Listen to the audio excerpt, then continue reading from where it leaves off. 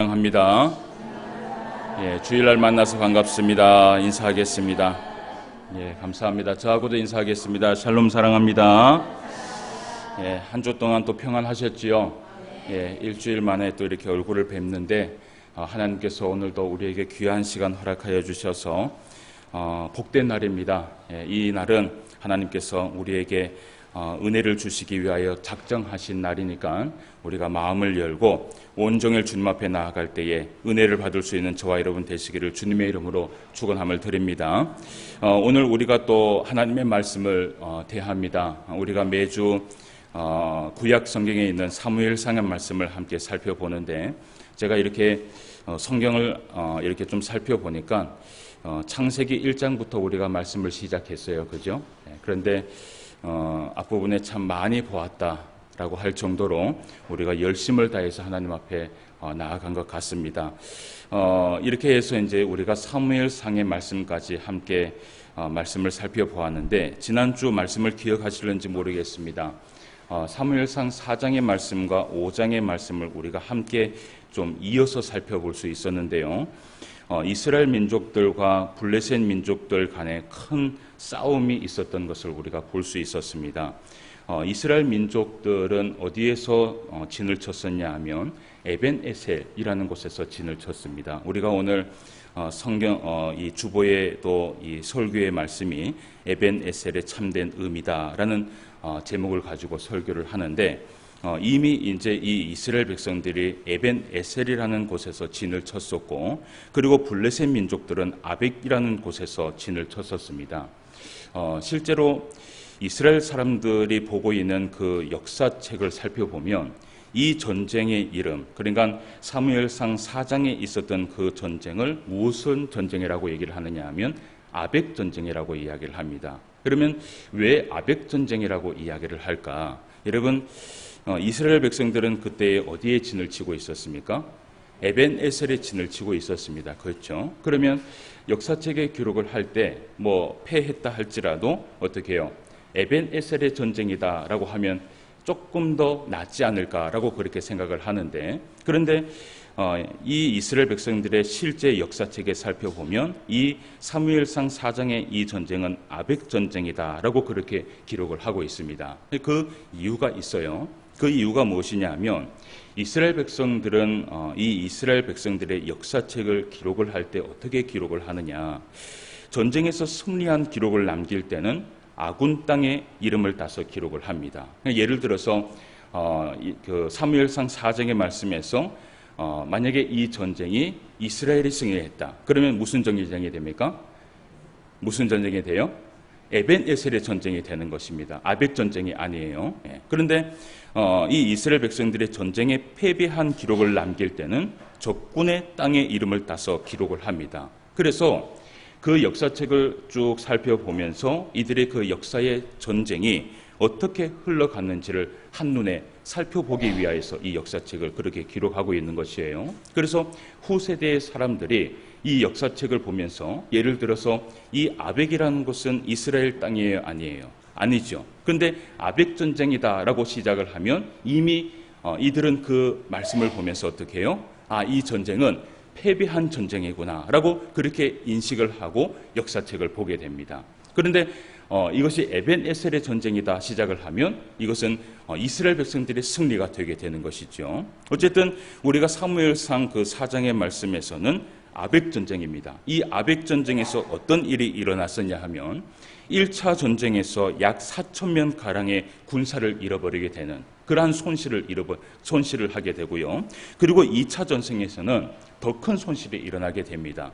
군사 3만 명의 군인들이 한순간에 잃어버리게 되는 그 역사를 보게 되고 그런데 거기에서 더 큰 일들이 일어나는 것이 무엇이냐 하면 하나님의 언약궤를 그 블레셋 나라에 빼앗기게 되는 그런 역사가 이 사무엘상 4장에 기록되게 되는 것을 우리가 볼 수 있었습니다. 그런 가운데 사무엘상 5장의 말씀에 보면 그 언약궤가 블레셋 나라에 들어가서 있었던 이야기를 우리가 함께 살펴봤어요. 여호와의 손이 나왔습니다. 이 여호와의 손은 인도함의 손이었습니까? 아니면 심판의 손이었습니까? 심판의 손이었지요. 그 블레셋 나라에 들어갔던 그 언약궤를 통하여서 여호와께서 손을 드셨는데 그 블레셋 나라의 큰 징계를 통하여서 여호와의 심판이 이루어지게 되는 것을 우리가 볼 수 있었습니다. 그 하나님의 언약궤의 경로를 한번 생각해 봅시다. 제일 처음에 이 하나님의 언약궤가 어디로 갔습니까? 아스돗이라는 곳에 갔지요. 그 아스돗은 다곤의 우상의 신전이 있는 곳인데 그곳에서 이 여호와의 손이 어떤 일을 합니까? 그 다곤 우상을 넘어뜨리는 그런 여호와의 그 손의 심판이 있게 되는 것을 볼 수 있었고 그것을 감당 못하니까 이것이 이 언약궤가 또 어디로 갑니까? 가드라는 곳에 갑니다. 근데 그 가드라는 곳에 갔을 때에 또 여호와의 손이 심판을 하시는데 그 블레셋 나라의 그 백성들에게 악한 종기, 그 악한 종기로 인하여서 수많은 사람들이 고통을 당하게 되는 그러한 말씀을 함께 살펴봤어요. 그래서 그 가드라는 곳에서 또 어디로 갔느냐 하면 마지막 에그론이라는 곳에 갑니다. 근데 그 에그론에 갔을 때도 어떤 일들이 일어났으냐? 더 큰 악한 종기의 심판이 일어나게 됩니다. 그렇게 블레셋 나라에 이 언약궤가 들어가고 난 이후에 몇 개월 동안 이러한 일이 있었냐 하면 7개월 동안 이런 사건이 있게 됩니다. 그래서 우리가 그 말씀을 우리가 한번 좀 살펴봐야 되는데요. 그렇게 7개월 동안 하늘에 사무칠 정도로 고통을 당하게 되자 이 블레셋 사람들이 언약궤를 다시 어떻게 하느냐? 이스라엘 땅으로 보내게 되는 그런 말씀을 우리가 좀 보게 돼요. 오늘 우리가 본문 말씀을 6장 후반부의 말씀을 봤기 때문에 앞절에 있는 말씀을 좀 살펴볼 필요가 있습니다. 6장 1절 말씀부터 한번 봅시다. 6장 1절 말씀부터 9절까지의 말씀에 보면 블레셋 나라에 있었던 그 여러 가지의 일들의 기간과 그리고 이것을 어떻게 이스라엘 나라에 보내게 됐는지를 우리가 볼 수 있어요. 1절 말씀부터 살펴봅시다. 여호와의 궤가 블레셋 사람들의 지방에 있은 지 몇 달입니까? 7달이라. 블레셋 사람들이 제사장들과 복수사들을 불러서 이르되 우리가 여호와의 궤를 어떻게 할까? 그것을 어떻게 그 있던 곳으로 보낼 것인지 우리에게 가르치라. 그들이 이르되 이스라엘의 신의 궤를 보내려거든 거저 보내지 말고 그에게 속건제를 드려야 할지니라. 그리하면 병도 낫고 그의 손을 너희에게서 옮기지 아니하는 이유도 알리라 하니 그들이 이르되 무엇으로 그에게 드릴 속건제를 삼을까 하니 이르되 블레셋 사람의 방백의 수요대로 금 동족 5과 금쥐 5마리여야 하리니 너희와 너희 통치자들에게 내린 재앙이 같음이니라. 그러므로 너희는 너희의 독한 종교의 형상과 땅을 해롭게 하는 주의 형상을 만들어 이스라엘 신께 영광을 돌리라. 그가 혹 그의 손을 너희와 너희의 신들과 너희 땅에서 가볍게 하실까 하노라.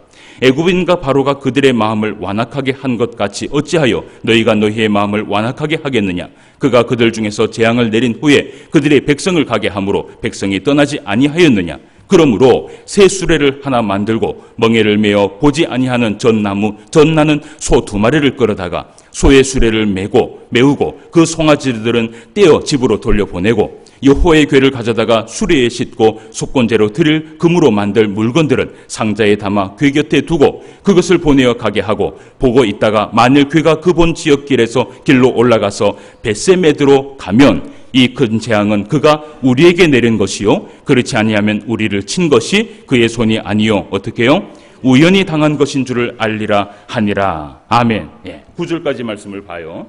오늘 우리가 이 말씀을 살펴보니까 이 블레셋 민족들이 이제 좀 정신을 차렸어요. 그래서 이것을 이제 이스라엘 백성들에게 어떻게 돌려줄까 고민을 합니다. 고민하는 가운데 누구를 부르느냐 하면 복술자들을 부르게 되지요. 어쨌든 우리가 이 언약궤를 옮기는 그 과정들 가운데에서 이 복술자들이 반드시 속건제를 드려야 된다라고 그렇게 얘기를 해요. 그런데 우리가 보았던 이 속건제의 그 방식과 우리가 레위기에서 봤던 그 속건제의 방식과 똑같습니까? 똑같지 않습니까? 똑같지 않지요. 이 엉터리입니다. 그러니까 자기들만의 방법으로 속건제를 드려서 또 하나의 우상을 만들어갖고 그것을 하나님 앞에 바치겠다라는 그런 의미를 가지고 이 속건제를 드리는데 어쨌든 자기네들의 그 방법, 말도 안 되는 그 방법으로 어쨌든 이 언약궤를 어떻게든 간에 이 이스라엘 백성들에게 옮기고자 하는 그런 마음들이 그들에게 있었습니다. 그런데 오늘 이제 9절 말씀에 보면 이런 말씀을 해요. 보고 있다가 만일 그가 그 본 지역 길로 올라가서 어디로 올라가요? 벳세메스로 가면 이 큰 재앙은 그가 누구에게 내린 것이다?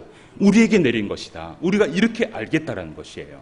그래서 이들이 소에다가 그 금괴를 채워갖고 이 메고 있는 이 소가 그 길을 걸어가는데, 여러분, 그 소가 벳세메스로 가면 이 블레셋 나라에 7달 동안 있었던 그 재앙은 누가 내린 것이에요?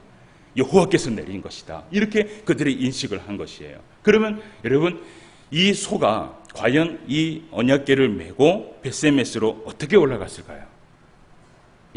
쭉 곧바로 올라가게 됩니다. 그러니까 성경에 보면 좌우로 치우치지 않고 곧바로 벳세메스로 올라갔다라고 그렇게 되어 있어요.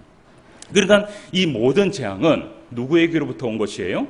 하나님께로부터 왔다라는 것을 이 블레셋 민족들이 믿게 되는 것이죠. 그런 말씀들을 우리가 이제 6장 말씀에서 함께 살펴보는데, 근데 이제 우리가 이제 지역에 대한 말씀을 좀 살펴보기를 원해요. 하나님의 언약궤가 결국은 어디로 갔습니까?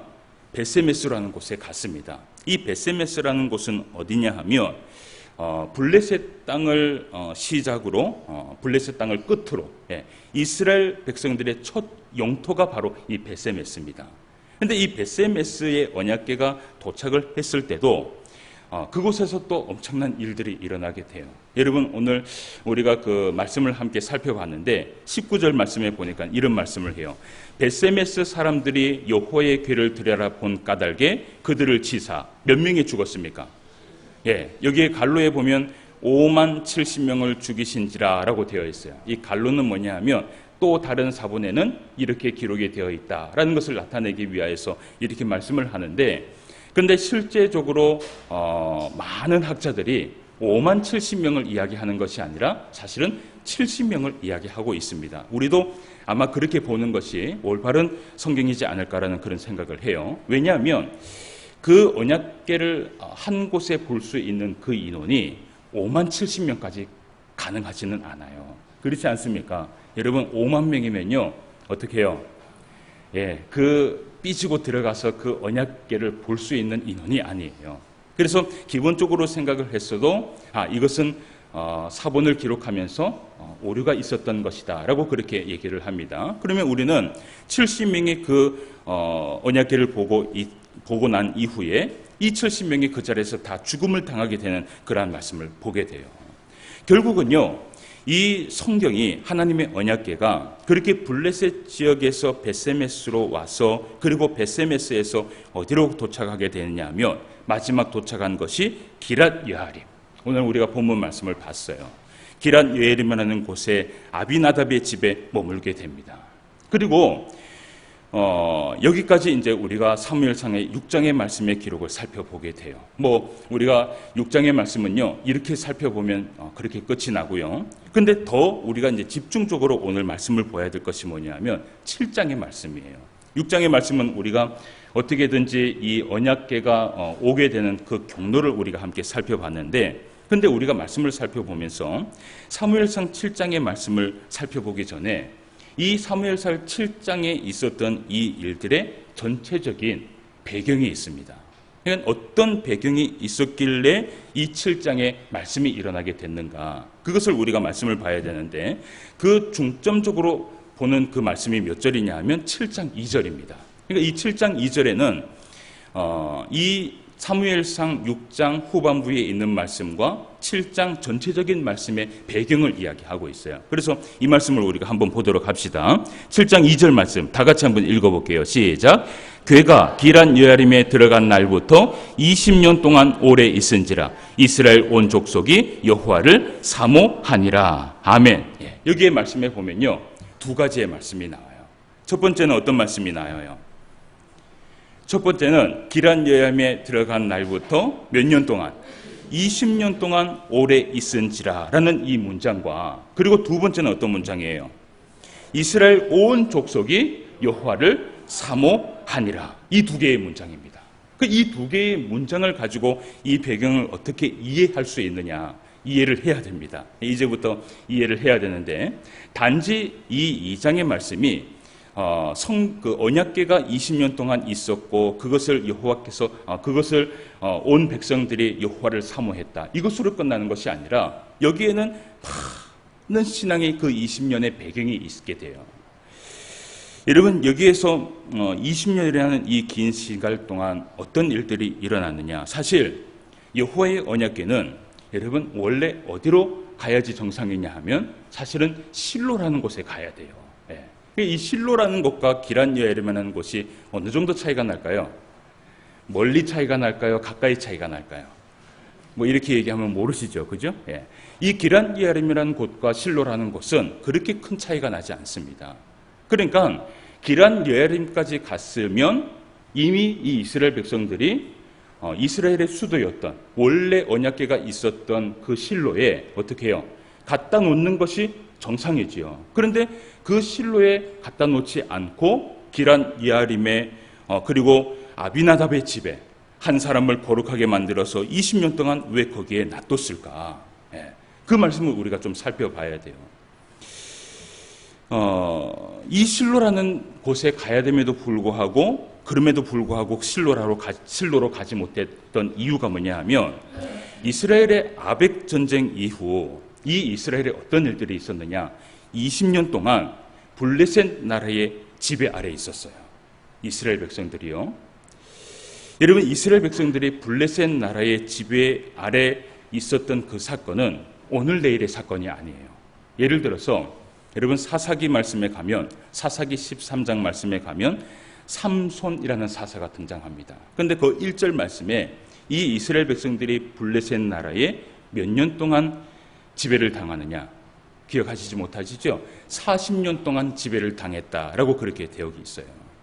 그 이후 이 아벡 전쟁이 있고 난 이후에 20년 동안 이 이스라엘 백성들이 블레셋 나라에 지배를 당하게 되는데요. 그렇기 때문에 이 이스라엘 백성들이 그 하나님의 언약궤를 옮기고 싶어도 옮길 수가 없었던 것이에요. 왜냐하면 여러분 실로라는 곳은 이스라엘의 수도예요. 그러면 여러분 예를 들어서 우리 나라가 전쟁이 일어나면 안 되겠죠. 그죠? 근데 여러분 전쟁이 일어나면 이 북한이 제일 먼저 어디를 점령할 것 같아요? 우리 남자분들보다 여성분들이 더 잘 알아요. 제일 먼저 목표지가 어디냐 하면 서울이에요. 수도예요. 그 수도를 점령해야지만이 모든 것을 점령했다라고 그렇게 생각할 수 있기 때문에 이 북한은 제일 먼저 일지점이 뭐냐면 서울입니다. 왜 그것을 제가 아느냐 하면 제가 수도 방위 사령부에 있었어요. 그걸 좀 알아요. 근데 제가 그것을 몰라도 여러분들이 생각하기에도 어떻게 해요? 전쟁이 일어나면 당연히 수도가 지배를 당하게 되고 거기가 어떻게 해요? 거점이 되게 됩니다. 그러니까 이 블레셋 나라가 20년 동안 이스라엘 백성들을 지배를 하고 있었던 동안 어디를 점령하고 있었냐 하면 이 실로라는 곳을 점령하고 있었어요. 그렇기 때문에 이 이스라엘 백성들이 그 블레셋 나라의 그 점령 아래 있었기 때문에 20년 동안 여호와의 언약궤를 가지고 가고 싶지만 그것을 한 번도 시도해 본 적이 없었던 것이에요. 그러면 여러분 20년 동안 지배를 당하면서 여호와의 언약궤만 가지 못했냐? 여러분 지배를 당하면 어떤 일들이 일어나게 돼요? 지배를 당하게 되면 어떤 일들이 일어나게 돼요? 많은 간섭을 당하게 되고요. 또 많은 것들을 빼앗기게 되고요. 또 고통 가운데 일어나게 되고요. 그 가운데에서는 알 수 없는 이 이스라엘 백성들의 수많은 고통들이 그 가운데 있었을 것이에요. 우리가 사사기의 말씀도 살펴보았지만 여러분 이스라엘 백성들이 이방 나라에 점령을 당했을 때 그들이 얼마나 고통스러워합니까? 우리가 이제 이 말씀을 좀 봐야 돼요. 두 번째는 뭘 봐야 되냐 하면 아까 말씀을 보았던 것처럼 두 번째 봐야 될 말씀이 여호와를 어떻게 했다 그래요? 사모하였더라라는 문장을 우리가 봐야 돼요. 근데 이 이스라엘 백성들이 여호와를 사모하였다라는 이 말이 무슨 말일 것 같아요, 여러분? 여호와를 사모하였다. 무슨 말일까요? 여호와를 사모하였다라는 이 말은요, 여러분 사모했다라는 이 말 단어가 뭐예요? 간절히 바라봤다, 또 간절히 사모했다 그런 의미가 있잖아요. 그런데 우리가 생각하고 있는 그 사모함하고 여기 성경에서 얘기하고 있는 이 사모함하고는 전혀 차원이 달라요. 여기에서 이스라엘 백성들이 여호와를 사모했다라는 이 말은 어떤 말이냐 하면, 사모한이라는 이 단어가 히브리어로 나하라고 얘기합니다. 그 나하라는 이 단어는 어떤 말씀이 숨어 있냐 하면, 미치도록 울부짖다. 그러니까 사모한다는 그 말씀이, 여러분, 우리가 오늘 주일날 와서 하나님의 말씀을 어떤 마음으로 왔어요? 사모하는 마음으로 왔죠. 그 사모하는 마음은 어떤 마음이에요? 막 말씀을 듣고자 하는, 그 말씀의 은혜를 받고자 하는 그 마음으로 주님 앞에 나왔잖아요. 그런데 성경에서 얘기하고 있는 이 사모함은 우리가 생각하고 있는 그 사모함하고 차원이 다른 사모함이에요. 그러니까 미치도록 울부짖다. 그리고 크게 슬퍼하고 크게 하나님 앞에 무릎을 꿇다라는 의미가 달려 있고요. 이 사모함의 이 의미는 혹은 어떤 의미가 담겨 있냐면, 옷을 찢고 크게 회개하다라는 의미가 담겨 있어요. 그러면 20년 동안 이 언약궤를 실로에 보내지 못하는 그 상황 속에서 블레셋에 20년 동안 지배를 당하게 돼요. 여러분, 이스라엘 백성들이 왜 사모했을까요? 왜 그렇게 하나님 앞에 크게 울부짖고 그렇게 회개하고 그렇게 옷을 찢으면서 매우 크게 슬퍼했을까? 이유가 무엇일까요? 맞아요. 여러분, 우리가 사사기의 말씀에 보면 사사기의 패턴을 우리가 알 수 있죠.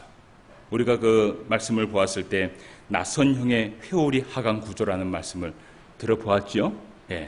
사사기의 말씀에 보면 이스라엘 백성들이 하나님 앞에 죄를 범합니다. 그러면 하나님께서 어떤 일을 하시느냐 하면, 주변 이방인들을 일으켜서 그들에게 압제를 당하게 하고요, 고통을 주게 해요. 그러면 그 압제와 고통을 통하여서 이들이 어떻게 하느냐 하면, 하나님 앞에 어떻게 해요? 그때부터 간구하기 시작하는 거예요. 그 간구함이 결국은 무엇이냐 하면, 여기에서 얘기하고 있는 사모함인 것이에요. 그러면 여러분, 그렇게 하나님 앞에 간구했을 때 하나님께서 이 이스라엘 백성들에게 어떻게 했어요? 항상 어떻게 했어요? 하나님의 그 사사들을 불러서 이들을 구원시켜주는 그 역사를 우리가 사사기를 통해서 살펴봤어요. 그러면 여러분, 오늘 말씀에 이 7장 2절 말씀에 괴가 기란 여야림에 들어간 날부터 20년 동안 오래 있은지라, 이 20년이라는 이 단어는 압제와 고통이라는 것을 우리가 말씀을 살펴봤고요. 이스라엘의 온 족속이 여호와를 사모하니라 라는 말씀이 나오면, 그러면 그 다음은 어떤 말씀이 나와야 될까요? 이들이 하나님 앞에 막 부르짖습니다. 사모합니다. 하나님 도와주시옵소서. 우리를 구원하여 주시옵소서. 그러면 하나님께서 어떻게 하셔야 돼요? 구원시켜줄 사사를 하나님께서 부르게 되는 거예요. 그래서 여러분, 우리 본문 말씀의 3절 말씀에 누가 세움을 받느냐 하면, 누가 세움을 받습니까? 그때 사무엘이 세움을 받게 되는 것이에요. 여러분, 7장의 전체적인 말씀의 배경을 우리가 살펴볼 때에 이러한 과정이 있었다는 것을 우리가 생각해야 되는 것이에요. 그래서 사무엘이 세움을 받는데, 여러분, 이 많은 그 설교들을 들었을 때에 이런 얘기 한번 들어보신 적이 있었을 거예요. 사무엘이 마지막 사사였다라는 얘기를 들어보셨어요? 들어보셨죠? 그죠? 근데 여러분, 실제로 사사기에 나온 그 마지막 사사는 사무엘이 아닙니다. 이 사무엘의 원래 직분은 어떤 직분이에요? 제사장의 직분입니다. 그런데 왜 많은 학자들과 많은 설교자들이 이 사무엘을 마지막 사사라고 이야기를 하느냐 하면, 오늘 우리가 보았던 이 사무엘상 6장과 7장의 말씀이 곧 어떤 패턴이에요? 사사기에 있었던 그 패턴과 똑같은 것이에요. 그래서 많은 학자들과 설교자들이 이 사무엘을 무엇이라고 부르느냐 하면, 진짜 마지막 사사는 사무엘이다 라고 얘기를 하는 것이에요. 그래서 저도 그렇게 좀 보기를 원해요. 이 성경을 볼 때 마지막 사사였던 이 사무엘이 하나님 앞에 세움을 받아서 이스라엘 백성들을 구원을 시켜주시는데, 어떻게 구원을 하는지 우리가 그 말씀을 살펴봐야 돼요. 자, 사무엘상 7장 3절 말씀부터 6절까지 말씀을 함께 살펴봅시다. 자, 어떤 일들이 일어나는지 한번 봅시다. 하나님께서 구원자이신 사무엘, 마지막 사사 사무엘을 일으켰었습니다. 자, 사무엘이 봅니다. 3절입니다. 사무엘이 이스라엘 온 족속에게 말하여 이르되 만일 너희가 전심으로 여호와께 돌아오려거든 이방신들과 아스타롯을 너희 중에서 제거하고 너희 마음을 누구에게 향하여 여호와께로 향하여 그만을 섬기라. 그리하면 너희를 블레셋 사람의 손에서 어떻게 해요? 건져내시리라. 이 말은 무슨 말이에요? 건져내시리라는 이 말은 뭐예요? 그러니까 지금 20년 동안 이스라엘 백성들이 어떻게 해요? 지배를 당하고 있다라는 이 말이에요. 그러니까 이 사무엘이 나타나서 이스라엘 백성들에게 얘기하기를 너희의 그 모든 우상들을 다 제거하고 누구만을 바라봐요? 여호와 하나님만 바라봐라. 그러면 여호와 하나님께서 너희를 어디에서 구원해 주세요? 블레셋 나라에서 반드시 건져내 주실 것이다 라고 말씀을 하는 거예요. 계속 말씀을 봅시다. 4절 말씀이에요.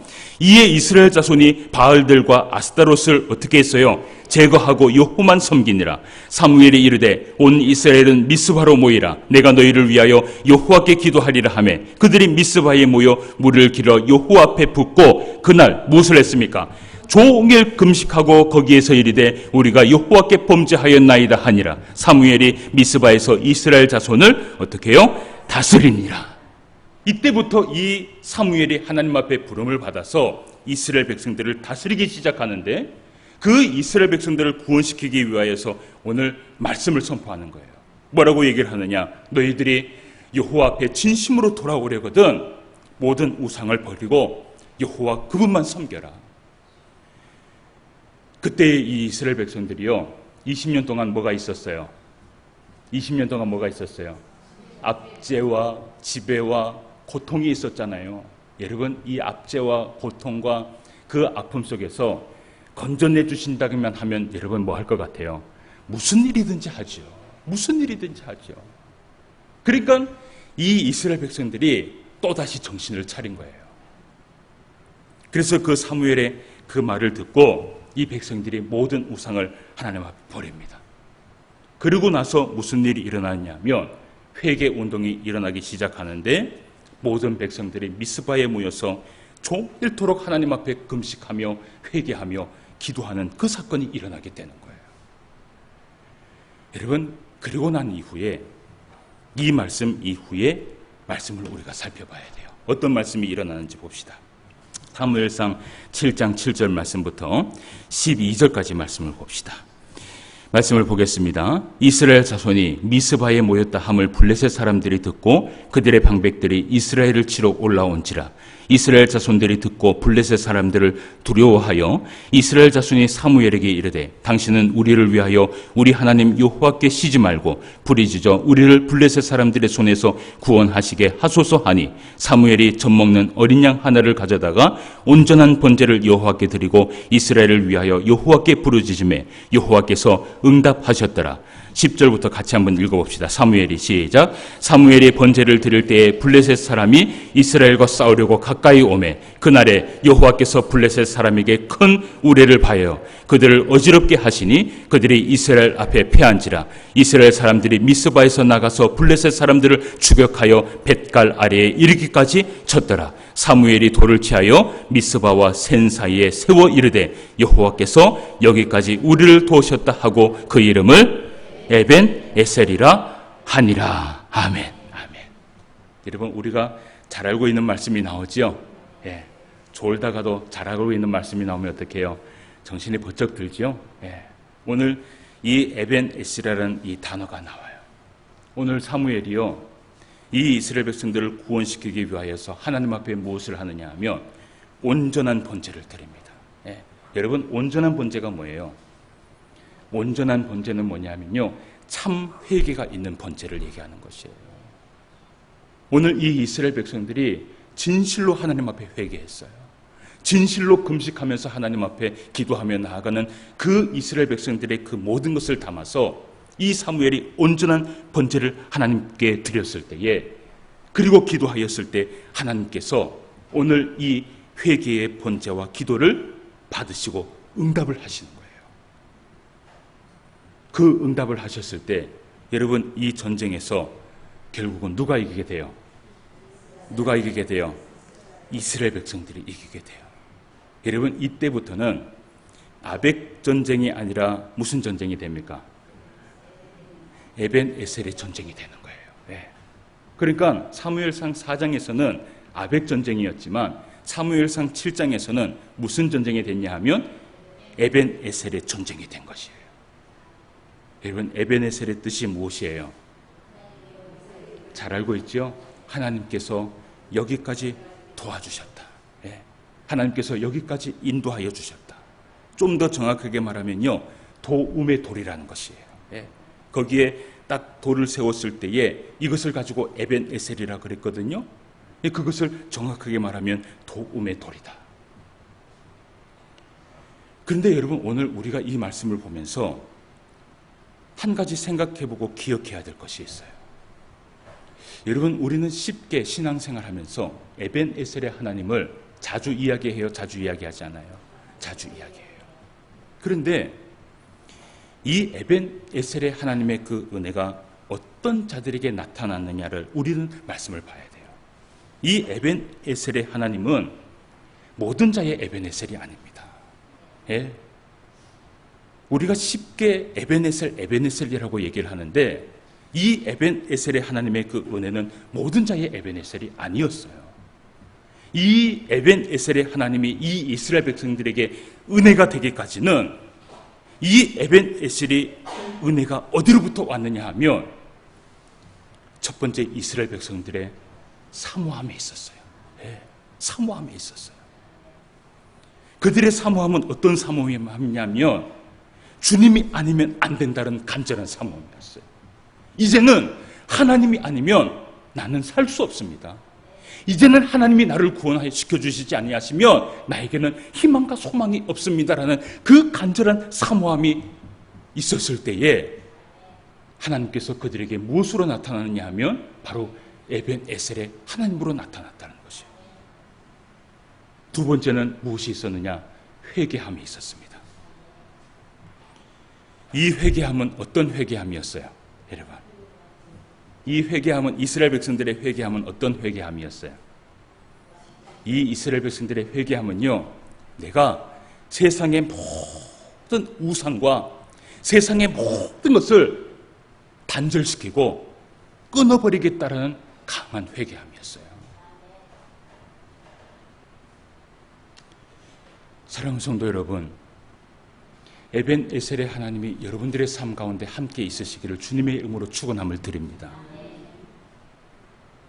이 에벤에셀의 하나님, 나를 도와주시는 하나님, 나를 인도하여 주시는 하나님, 모든 순간마다 힘들고 어려운 순간마다 나를 인도하여 주시고 그 여호와의 손이 나를 붙들어 주시는 그 에벤에셀의 하나님이 여러분들 가운데 함께 하시기를 원하세요? 아멘이 이렇게 적어요? 네. 그 에벤에셀의 하나님이 여러분과 함께 하시기를 원하세요? 우리의 모든 삶 가운데 하나님의 인도함이 있기를 원하고 우리의 모든 삶 가운데 모든 시험과 환난 가운데 하나님의 그 도우심이 있기를 원하고 때로는 우리의 신앙생활에 수많은 장애물을 만날 때에 여러분 우리는 또 하나님 앞에 기도해요. 에벤에셀의 하나님이 나와 함께 해주시기를 기도하며 나아가요. 우리는 매번 예배를 드릴 때마다 어떤 마음으로 예배를 드리러 나오세요? 여러분, 오늘 예배 드리러 나올 때 어떤 마음으로 예배 드리러 나오셨어요? 목사 얼굴 보려고 나오셨어요? 예, 어떻게 해요? 예, 목사 얼굴도 봐야 되고 또 진짜 우리가 예배에 나온 이유는 뭐냐 하면 회복함이에요. 회복함이에요. 일주일 동안 힘들고 어렵게 외롭게 살아왔던 그 나의 모든 신앙의 짐을 하나님 앞에 가지고 나와서 하나님께 이 모든 것을 맡기고 위로를 받고 회복을 받고 기쁨을 받고 즐거움을 받고 성령의 충만함을 받고 하나님 앞에 그 은혜를 누리기 위하여서 여러분 오늘도 하나님 앞에 나왔어요. 그런데 이 에벤에셀의 하나님이 우리와 함께 하기까지 여러분 제일 먼저 우리에게 있어야 될 것은 무엇인 줄 아세요? 첫 번째는 사모함이에요. 이 사모함이 없으면 여러분 하나님의 그 에베네셀도 우리에게 있을 수가 없어요. 두 번째는 회개함이에요. 회개함이에요. 어떤 회개함이라 그랬어요? 이제는 내가 세상의 모든 것을 끊고 주님만 바라보겠다는 그 회개함이 내 안에 있을 때 오늘 이 에베네셀의 하나님이 우리와 함께 하신다는 것을 여러분 기억하시길 바랍니다. 사랑하는 성도 여러분, 이번 한 주간도 여러분들이 신앙의 삶을 살아가실 거예요. 그죠? 오늘도 말씀을 드렸습니다. 오늘은 어떤 말씀을 들었어요? 에베네셀의 하나님, 에베네셀의 참된 의미에 대해서 봤어요. 이 에베네셀의 이 하나님은 모든 사람의 에베네셀의 하나님이 아니라 하나님을 사모하고 하나님 앞에 회개하기 위하여 주님 앞에 나아가는 자에게 이 에베네셀의 하나님이 함께 하신다는 것을 여러분 기억하시고 이번 주간도 우리 마음속에 주님을 사모하는 마음, 그리고 정말 진실로 하나님 앞에 회개할 수 있는 저와 여러분 되시기를 주님의 이름으로 축원함을 드립니다. 기도드리겠습니다. 하나님 아버지, 은혜를 진심으로 감사함을 드립니다. 오늘도 우리에게 하나님의 살아계신 말씀 허락하여 주시고 이스라엘 백성들에게 우리 하나님께서 은혜를 베푸사 에벤에셀의 하나님의 그 은혜를 베풀어 주신 것을 말씀을 통하여서 살펴보았습니다. 이스라엘 백성들이 하나님 앞에 진심으로 사모하며 나아갔을 때, 이스라엘 백성들이 하나님 앞에 진심으로 회개하며 나아갔을 때 우리 하나님께서 그들을 인도하사 에벤에셀의 하나님의 은혜를 베풀어 주신 것처럼 하나님, 우리의 삶에도 에벤에셀의 하나님의 은혜가 있기를 원합니다. 우리의 심령 가운데에서도 하나님을 사모할 수 있는 은혜를 부어 주시옵소서. 우리의 심령 가운데에서도 하나님 앞에 회개할 수 있는 은혜를 부어 주셔서 이번 한 주간도 살아갈 때에 에벤에셀의 그 하나님의 도우심이 우리 가운데 임할 수 있도록 인도하여 주시옵소서. 오늘도 말씀 가운데 은혜를 베풀어 주심을 진심으로 감사함을 드리며 모든 말씀 예수님의 이름으로 기도드리옵나이다. 아멘.